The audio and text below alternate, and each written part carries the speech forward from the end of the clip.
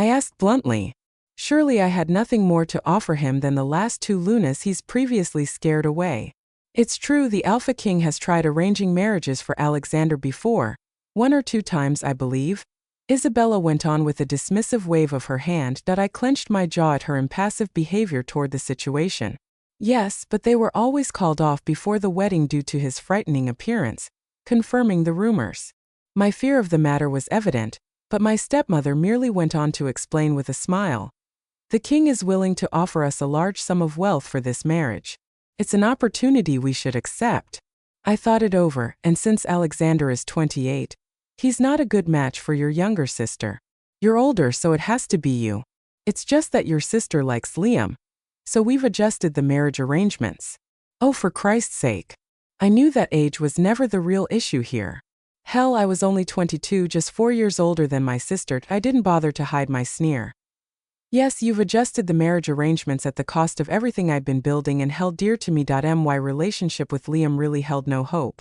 But from the clear look of things, he didn't seem to mind the switch. Samantha remained happily wrapped around his arm while occasionally shooting me with a knowing grin. My heart hammered within my ribcage so fiercely that I was afraid it was going to break. The anger that was simmering beneath my surface was gnawing at my very bones. I knew that was just some bullshit excuse for them to use rather than admit the real truth. Money. This all came down to the money the Alpha King was offering my family. The man had raised the stakes on this specific proposal, and my parents were all too happy to jump at the opportunity. I had always been an outsider in this pack, never receiving any privileges that the rightful daughter to the elder Alpha should have. Now they were trying to profit from my marriage?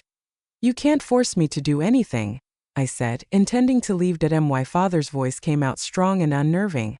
Perhaps you ought to think about your twin brother, Edward. My heart tightened, and I turned back in disbelief to look at my father. Alexander wasn't the only one who suffered a traumatic incident.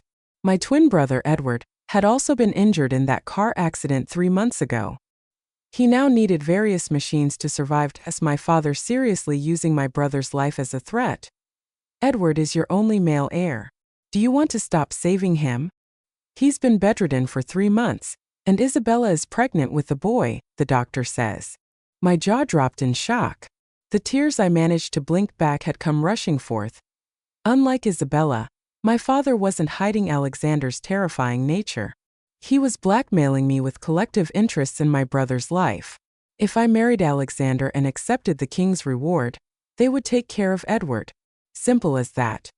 Fine. I could feel my voice shivered. It pained me to no end. But I had no choice. Third person P of Alexander Kingston stood tall and handsome, his face utterly flawless, in front of the large window in his private home office. Oliver, his loyal beta, stood idly next to his desk. How come there's another woman agreeing to marry me? He asked darkly. Oliver spoke plainly. Perhaps it's because of the king's reward, he answered. I heard it was rather substantial. The Alpha blew out an impatient breath and bit back a sneer of disdain. No matter. She'll run like all the others. He turned to glance over his shoulder. Everything else should proceed as usual, and we must respect the king's arrangements. But just like before, prepare those things for me. I want to teach this young girl a lesson about her recklessness. Alexander was out to disprove the famous phrase, 3rd time's the charm. He was willing to ensure that this marriage did not take place. I hadn't wanted to get out of bed that morning. The moment my eyes peeled open, I was instantly filled with horrible regret and an overwhelming sense of anxiety. This wasn't how I was supposed to be feeling. Not on the day of my own wedding. I kept wondering if I had made the right choice in my response to the Alpha King's proposition. However, no matter how long I allowed myself to dwell on the issue, I always found that I was led to the exact same conclusion. My brother. This marriage is not about me. It's about Edward. All that mattered was that with that money from the king, he would be able to continue the medical care that was needed. I didn't exactly come to any sort of happy resolution on this whole matter. I just came to the realization that I didn't have a choice. Might as well get up so we can get this whole thing over with then. Without wasting any more time, I rolled out of bed and headed straight for the bathroom.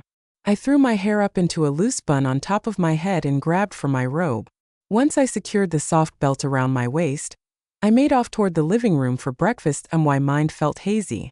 Of course, everything around me came into clear, painful focus the moment I got to where I was going. I stood frozen in the doorway of the living room while Liam was already present. He was sitting at his usual spot with a mug of coffee and the latest copy of the newspaper clutched in his hands. I hated how he acted like nothing had changed. How he hadn't literally torn my heart from my chest by allowing this ridiculous switch to happen. If he had stepped up to deny my parents the chance of selling me off to this unknown alpha, perhaps things would have turned out a lot differently. Then again, this was the same man who stood awkwardly silent through the entire ordeal. What was he even doing in here? Everyone had been told that this was where the new bride-to-be was meant to be getting ready before the ceremony. Liam spotted me in the doorway and lowered the paper down. I curled a brow upward in question. Why are you here? Come to give me some pointers on how not to treat my future spouse? I asked, my voice dripping in sarcasm. He opened his mouth to speak, but quickly closed it into a firm line. I narrowed my eyes at him, wanting to make him disappear from my sight. My stomach spun with sickness from the notion that we were once together. After being told that my future was being bought and sent away, our relationship felt like it had happened decades ago. Yet, it still hurt me to simply look at him. My, why the long face? Samantha asked with a delighted giggle. This is your wedding day. Shouldn't you be happy or something? Shut up, Samantha, I muttered at him. My stepsister burst out in laughter while Isabella came into the room. You know, you really ought to be getting ready, she remarked. We'll be heading over to Kingston Hall very soon. Samantha wrapped her arm around Liam and beamed at me with fake enthusiasm. Yes, we're all looking forward to your ceremony. Oh, wonderful. Was she really dragging Liam along? So the wedding is going to be taking place there? I questioned dully. Yes. Since Alexander can't travel far, the wedding will be held in one of his many rooms instead, Isabella explained. No doubt it will be a simple wedding, Samantha pointed out roughly. She turned to glance at Liam, giving him a flirtatious smile. Remember, I'm expecting a grand wedding with dozens of flowers and shiny white satin. Knock. Knock. Knock. The gentle knocking on the door had us all turning our heads to find that the wedding stylist team had arrived. Isabella graciously allowed them all in and the team began setting up each of their designated stations. Claire, the team leader, led me over to one of the chairs and placed a large iPad in front of me. The screen showed several gorgeous, one-of-a-kind wedding gowns. As I scrolled through, each one of them was more expensive and beautiful than the one before it. I had no idea how my family was going to afford such a luxurious dress and setup. Alpha Alexander has already ensured that today's preparations have all been financially covered, Claire told me. She gave me a knowing wink, giving my nerves a chance to calm down. Damn, could this woman read minds too? Looking at the screen, Samantha folded her arms over her chest and wore a bitter expression on her face. You shouldn't rely on money to make this marriage work, she said tightly, as if she was persuading herself. Money isn't everything, you know. Whatever you say, I replied while I decided on a hand-embroidered, off-the-shoulder gown with a long lacy train in the back. I would personally prefer simpler ones, but this is what I imagine to be appropriate for the Luna of an alpha like Alexander. Elegant, noble, exquisite. The stylist team pulled out the dress I'd chosen and immediately helped me get into it. Within the hour, I had transformed into a completely different person, it seemed like. My hair had curled and loosely pinned back with pearl-studded pins. My makeup was light but impactful as soon as the final touches were made. I stepped out of the living room where I was met with dozens of wide eyes and opened mouths. Nearly the entire pack was there to see how I turned out. They were all graciously taken aback by my otherworldly appearance. Even my family had very little to remark on. What amused me most of all was the engrossed, starstruck look Liam wore on his face.